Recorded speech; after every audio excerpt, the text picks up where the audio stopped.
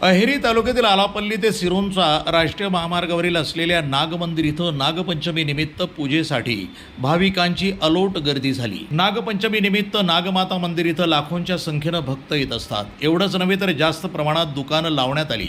मंदिरात भजन कीर्तन आणि महाप्रसादाचं वाटप करण्यात आलं। एवढंच नव्हे तर जास्त प्रमाणात दुकानं लावण्यात आली आहे। मंदिरामध्ये भजन कीर्तन आणि महाप्रसादाचं वाटप करण्यात आलं। मोठ्या श्रद्धेनं आलेल्या भाविकांची गैरसोय होणार नाही यासाठी नागदेवता मंदिर समिती भाविकांची काळजी घेत सर्वांना सहकार्य करत आहे। जिल्ह्याच्या दक्षिण भागातील भाविक मोठ्या श्रद्धेनं या ठिकाणी येऊन पूजा करतात। नागदेवता आणि शंकर भगवानची पूजा आणि अभिषेक करून दूध आणि मखाना यांचा नैवेद्य अर्पण करतात। सकाळपासूनच या ठिकाणी मोठी गर्दी झाली होती। मंदिर राष्ट्रीय महामार्गावर असल्यानं ट्रॅफिक जाम होऊ नये म्हणून पोलिसांचाही चोख बंदोबस्त लावण्यात आला होता। NTV न्यूज मराठी, जिल्हा गडचिरोली।